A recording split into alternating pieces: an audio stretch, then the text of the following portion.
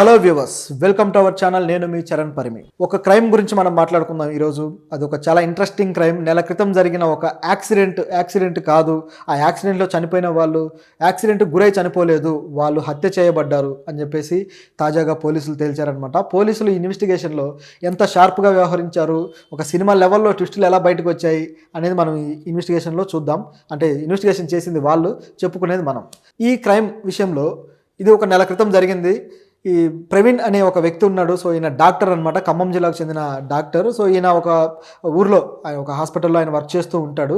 ఆయన భార్య కుమారి, అలాగే వాళ్ళకి 2 పిల్లలు. సో ఈ పిల్లలతోటి ఆయన భార్యాభర్తలు చాలా అన్యోన్యంగా ఉంటారు. అన్ని విషయాల్లో సపోర్ట్ ఉంటుంది వాళ్ళు భార్యకి కానీ భర్తకి కానీ. చాలా అన్యోన్యమైన దాంపత్యం అనమాట. ఇద్దరు కూడా ఆడపిల్లలు, చాలా చిన్న పిల్లలు, ఒక 3 ఏళ్ళు 4 ఏళ్ళు ఉంటాయి అంతే.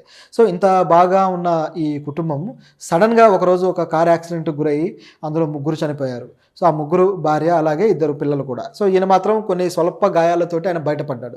సో బయటపడిన తర్వాత హాస్పిటల్లో ఉన్నాడు. పోస్ట్ ట్రోమా ఉంటుంది కదా, ఆఫ్టర్ యాక్సిడెంట్.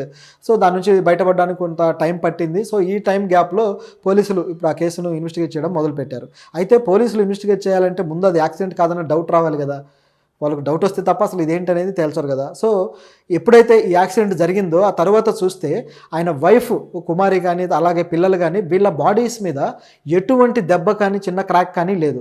సో ఏమీ లేకుండా వాళ్ళకి ఎలా చచ్చిపోతారు? అంత పెద్ద కార్ యాక్సిడెంట్, ఒక కారు చెట్టును ఢీకొంది. సో ఢీకొన్నప్పుడు డ్యామేజ్ అవుతుంది కదా. సో చనిపోవాలంటే వాళ్ళకి ఆ బ్లడ్ స్ప్లిట్ అవ్వడమా, లేదా తల దెబ్బ తగలడమా, ఏదో ఒక గట్టి దెబ్బ తగిలితేనే వాళ్ళు చనిపోయే అవకాశం ఉంది కదా, పిల్లలైనా సరే. సో ఎలా చనిపోయింది, ఎలా జరిగింది ఇది అని చెప్పేసి ఆ అమ్మాయి పేరెంట్స్కి డౌట్ వచ్చింది.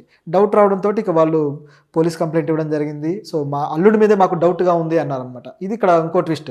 మరి వాళ్ళిద్దరి మధ్య గొడవలు ఏమన్నా ఉన్నాయా, ఇవన్నీ వాళ్ళు బయటకు చెప్పలేదు. కానీ మా అల్లుడి మీదే డౌట్గా ఉంది అని వాళ్ళు అనేసరికి పోలీసులు కూడా ఇక ఇన్వెస్టిగేషన్ చేయాలి అని చెప్పి డిసైడ్ అయ్యారు. ఇన్వెస్టిగేషన్ మొదలైంది. మొదలైన తర్వాత ఈ పోలీస్ ఆఫీసర్ ఏం చేశారంటే మొత్తం ఆ కారు యాక్సిడెంట్ అయిన లొకేషన్కి వెళ్ళారు. మొత్తం అక్కడ ఇన్వెస్టిగేట్ చేశారు, చూశారు. మొత్తం ప్రతి విషయాన్ని కూడా ఛేదించడానికి ప్రయత్నించారు. అక్కడ ఒక క్లూ కూడా, కనీసం ఒక ఫోరెన్సిక్ సంబంధించిన ఒక క్లూ కూడా దొరకలేదు. ఈ మర్డర్కి సంబంధించి ఏదైనా చిన్నది దొరికినా పట్టుకునే వాళ్ళేమో, కానీ ఏమీ దొరకలేదు. దాంతో దీన్ని ఎలా ఛేదించాలో వాళ్ళకు కూడా అర్థం కాలేదు. సో ఈ టైంలో ఇక అనుకోకుండా వాళ్ళకి ఒక కారులోనే ఒక చిన్న సిరంజి దొరికింది. ఆ సిరంజి చాలా చిన్నదనమాట. ఆ సిరంజి వాళ్ళు పట్టించుకున్నట్టుగానే ఉంది. ఎందుకంటే ఒక సిరంజి, చిన్న సిరంజి, దాంట్లో ఏముంటుంది అనే క్వశ్చన్ వస్తుంది కదా. కానీ పోలీసులు ఆ సిరంజిని తీసుకొని వెళ్ళి దాన్ని ఫోరెన్సిక్ ఇచ్చారనమాట. సో ఫోరెన్సిక్ రిపోర్ట్లో అది తేలింది ఏంటంటే ఆ సిరంజిలో అనస్థీషియా ఉంది అని. అనస్థీషియా దేనికి వాడతారు? ఏదైనా ఆపరేషన్ చేయాలి అన్నప్పుడు డాక్టర్స్ అనస్థీషియా ఇస్తారు. సో ఆ వ్యక్తి స్పృహ కోల్పోవడము, తర్వాత ఆపరేషన్ తర్వాత తేరుకోవడం జరుగుతుంది. ఒక్కోసారి ఏదైనా పార్ట్కి మాత్రమే అనస్థీషియా ఇస్తారు. ఆ పార్ట్ పాక్షికంగా పనిచేయకుండా ఉంటుంది అనమాట, అంటే స్పర్శ తెలియకుండా ఉంటుంది. సో ఈ విధంగా అనస్థీషియా వాడతారు. అయితే ఈ అనస్థీషియా అనేది వాళ్ళకి ఏమైనా ఇచ్చారా అనే డౌట్ తోటి పోలీసులు పోస్ట్మార్టం చేసిన తర్వాత తేలింది ఏంటంటే ఈ అనస్థీషియాని అధిక డోసులో ఆ భార్యకి పిల్లలకి ఈయన ఇచ్చాడు అని చెప్పేసి. ఒక్కసారిగా పోలీసులు షాక్ అయిపోయారు. ఎందుకంటే వాళ్ళిద్దరి మధ్య ఏ గొడవలు లేదు, ఏ గందరగోళం లేదు, ఇద్దరు ఎంతో అన్యోన్యంగా ఉన్నారు. సో ఇంత అన్యోన్యంగా ఉన్న భార్యాభర్తలు ఎందుకు, ఏ విషయంలో వీళ్ళకి తేడా వచ్చి ఆయన వాళ్ళని చంపాడు అనే డౌట్ వచ్చింది. అయితే ఈయనే చేశాడా అనే క్వశ్చన్ కూడా ఉంది. సో దానికి కూడా సమాధానం వస్తుంది. లేక ఆమె తీసుకున్నారా అనే క్వశ్చన్ కూడా ఉందన్నమాట. సో ఈ 2 క్వశ్చన్లకి సమాధానం ఏంటంటే పోలీసులు ఇన్వెస్టిగేట్ చేశారు. ఇప్పుడు ఒకవేళ తల్లి తనకు తానే చేసుకుంటే పిల్లల్ని చంపుకొని మరి చస్తుందా అనేది మరో ప్రశ్న. పోనీ ఈ ప్రవీణే చేశాడు అనుకుంటే ఈయనైనా తన సొంత బిడ్డల్ని, 2 పిల్లల్ని తనే అల్లారముద్దుగా పెంచుకునే బిడ్డల్ని ఇంజెక్షన్ ఇచ్చి చంపుతాడా? ఇట్లా ప్రశ్నలు ఉన్నాయన్నమాట పోలీసులకు. లేక వేరే ఎవరన్నా చేశారా అనే ప్రశ్న ఉంది. ఎందుకంటే కార్ యాక్సిడెంట్ కూడా ఆయనకు కూడా దెబ్బలు తగులున్నాయి. సో ఈ యాక్సిడెంట్ కూడా ప్లాన్డ్గా ఎవరన్నా చేశారా? ఈ క్వశ్చన్స్ అన్నీ ఉన్నాయి. ఈ క్వశ్చన్స్కి సమాధానం వెతికే క్రమంలో పోలీసులు మొదటగా చేసింది ఏంటంటే ఆయన సెర్చ్, ఏదైతే గూగుల్ సెర్చ్ ఉంటుందో ఆ సెర్చ్ హిస్టరీ మొత్తాన్ని చూశారనమాట.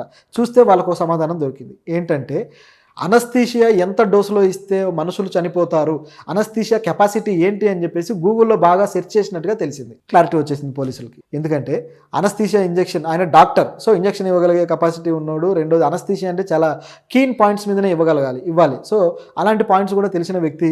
సో ఈయనే ఇచ్చుంటాడు అనేది ఒక క్లారిఫికేషన్. అయితే ఆయన సెర్చ్ హిస్టరీలో మొత్తం కూడా ఆ అనస్థీషియా సంబంధించి ఆయన పరిశోధించింది అదంతా కూడా ఉంది.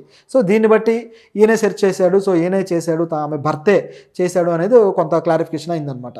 సో ఇది అయిన తర్వాత పిల్లల్ని ఎందుకు చంపుకున్నాడు, ఇది మొదటి ప్రశ్న. సో, దీని వెనకాల స్టోరీ ఏంటని తవ్వి చూస్తే వాళ్ళకి తెలిసింది ఏంటంటే పోలీస్ ఆఫీసర్స్‌కి ఈయనకి ఆల్రెడీ తన హాస్పిటల్‌లో వేరే ఒక మహిళతోటి ఎఫ్ఐఆర్ ఉంది.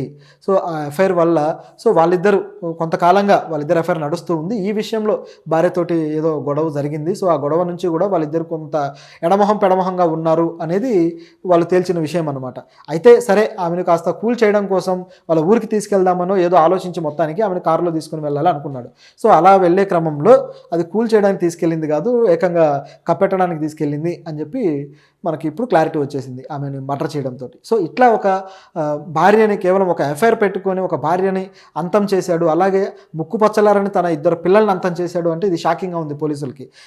వీళ్ళు షాక్ అయ్యే విషయం ఏంటంటే ఎఫ్ఐఆర్ ఓకే, ఇది బాగానే ఉంది. మరి ఆ పిల్లల్ని చంపడానికి కారణం ఏంటి? ఒకవేళ ఆ మహిళతోటి ఆయన కలిసి సహజీవనం చేయడానికా లేదా పెళ్లి చేసుకోవడానికా ఆయన దానికి అడ్డొచ్చారని పిల్లల్ని చంపాడా అనేది మొదటి ప్రశ్న. సో, ఇంతకంటే పెద్ద సమాధానం ఏమి ఉండదనుకోండి దీంట్లో.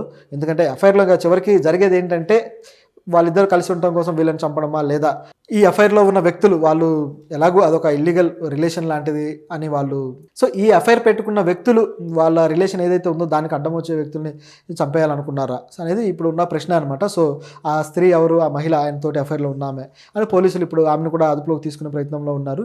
కేసు అయితే చాలా అద్భుతంగా డీల్ చేశారని చెప్పాలి. కేవలం ఒక చిన్న సిరంజి తోటి మొత్తం విషయాన్ని రాబట్టారు.